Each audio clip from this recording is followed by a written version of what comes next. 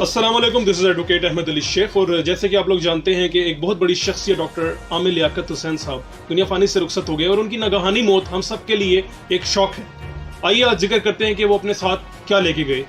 उनकी दौलत का जिक्र किया जाए तो वो जिस घर में रहते थे वो क्लिफ्टन में वाक़या थे, और क्लिफ्टन में आप लोग जानते हैं कि ये बहुत बड़ा पोश एरिया है जहाँ सारे सियासतदान, बहुत बड़े बिजनेसमैन और ब्यूरोक्रेट्स वहाँ रिहाइश पजीर हैं।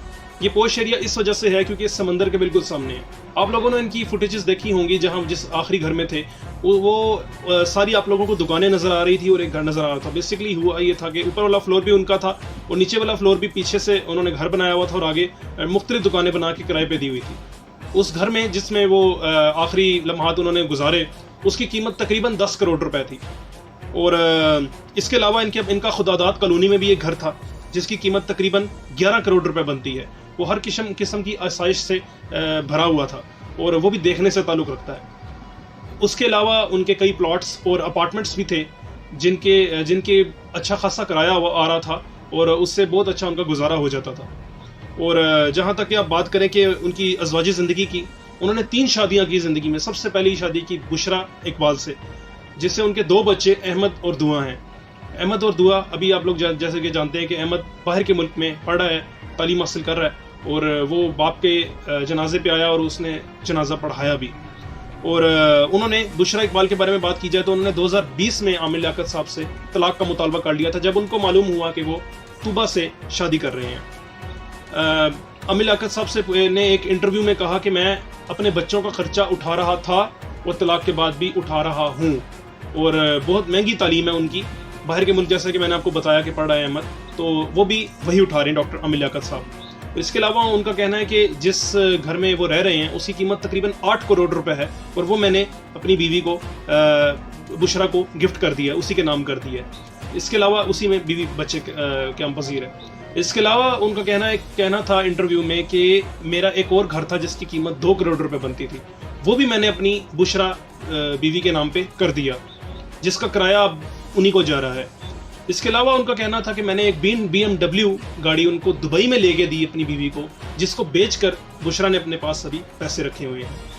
तो इसके अलावा उनका कहना था कि मैंने अपने बच्चों को और बीवी को 5 हज करवाए।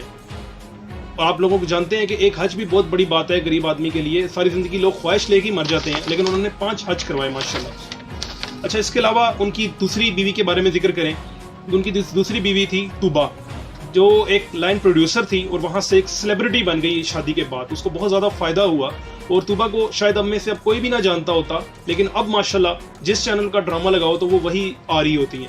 उनको किस तरह ब्रेक मिला, उनको किस तरह मिला, तो आप सब लोग जानते हैं कि आमिर लियाकत साहब को हर शो में बुलाया जाता था, हर मॉर्निंग शो में, हर इवनिंग शो में उनकी बीवी तूबा के साथ। तो उन्होंने वो तूबा इसी तरह मशहूर होती गई, उनके इंस्टाग्राम फॉलोअर्स बढ़ते गए। उनको आमिर लियाकत साहब ने ड्रामों में इंट्रोड्यूस करवाया। वो किस तरह करवाया, उनकी किस तरह अप्रोच थी ड्रामों में, वो इस तरह थी क्योंकि आमिर लियाकत साहब का अपने प्रोडक्शन हाउस था जो वो किसी और के अंडर चला रहे थे, ये सुनने में आया है। उस प्रोडक्शन हाउस में मुख्तलिफ चैनल्स के ड्रामे शूट होते थे और अच्छा खासा उनसे रेवेन्यू जनरेट होता था। ये भी उनकी रेवेन्यू का हिस्सा था।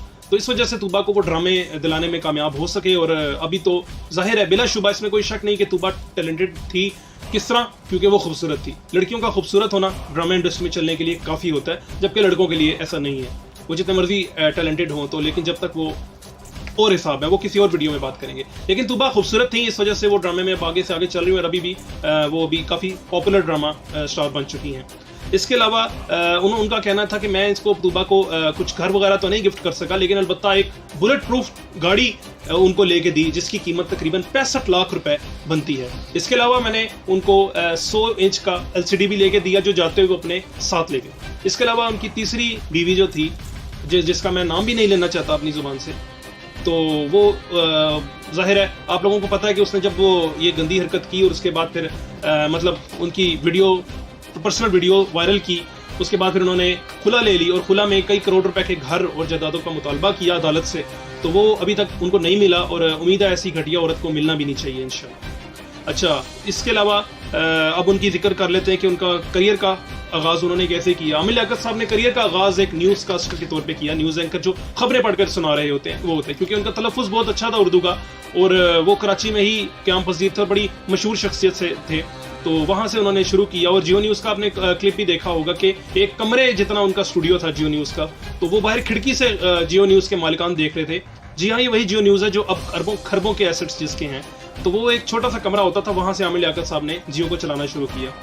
تو اب وہ آگے سے آگے بڑھتے گئے, اور اس کے بعد پھر انہوں نے ایک اپنی نوعیت کا ایک انوکھا شو جسے عالم آن لائن کے طور پہ نام سے ہم جانتے ہیں, وہ انہوں نے شروع کیا, جس میں مختلف عالموں کو بلاتے تھے اور ان سے انٹرویوز لیتے تھے.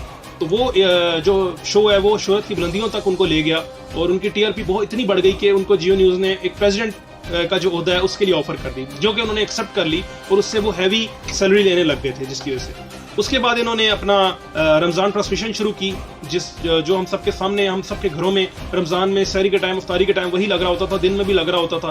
تو وہ بہت اچھی ٹی آر پی تھی, بہت زیادہ پاپولر ہو گئے تھے, جس کی وجہ سے بہت زیادہ انرجیٹک تھے, ہر فن مولا تھے. اس شو میں کوکنگ بھی کر لیتے تھے, نعتیں بھی پڑھ لیتے تھے, اسلام کا درس بھی دے دیتے تھے, آیتیں حدیثیں اس طرح کر کے سنا دیتے تھے, اسلامی واقعات سناتے تھے, اور بڑی ہمیں انٹرٹین کر رکھتے تھے. جس کی وجہ سے وہ اتنے مشہور ہو گئے کہ وہ جس بھی چینل میں چینج کر کے جاتے تھے, ہر سال آپ لوگ جانتے ہیں, ہر سال تقریباً ان کو کسی اور چینل میں ہی ہوتے تھے. ہم لوگ ایک دوسرے سے پوچھ رہے ہوتے تھے کہ اب کس چینل میں, اس سال کس میں, اس سال کس میں. لیکن وہ جہاں بھی جاتے وہ ٹی آر پی اپنے ساتھ لے کے جاتے تھے, اپنے آڈینس اپنے ساتھ لے کے جاتے تھے, وہ جہاں بھی جاتے تھے وہ شو مشہور ہو جاتا تھا.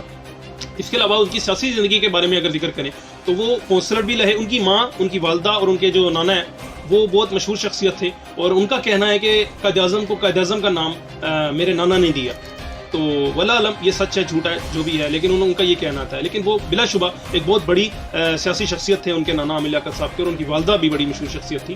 تو وہ کونسلر بھی رہے, ایم پی بھی رہے, ممبر پروونشل اسمبلی بھی رہے, اور پرویز مشرف دور میں وہ وفاقی مذہبی امور کے وزیر بھی رہے.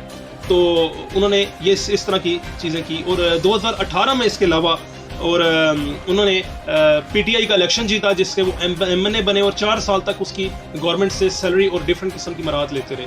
عامر لیاقت نے ساری زندگی اپنے آپ کو ایک فیلڈ تک محدود نہیں رکھا, بلکہ وہ چینج کرتے رہے. اور یہ کہنا مناسب ہوگا کہ ان سے کریئر میں جس نے جو کام لیا انہوں نے وہ کر کے دکھایا, اور بہترین کر کے دکھایا. انہوں نے جس بھی شعبے میں قدم رکھا, جو بھی کام کرنا چاہا, اللہ پاک ان پہ اتنا مہربان تھا, اللہ پاک نے ان کو اتنی ترقی دی, اتنی شہرت دی کہ وہ جس کام میں ہاتھ ڈالتے تھے وہ مٹی میں بھی ہاتھ ڈالتے تھے, سونا بن جاتی تھی.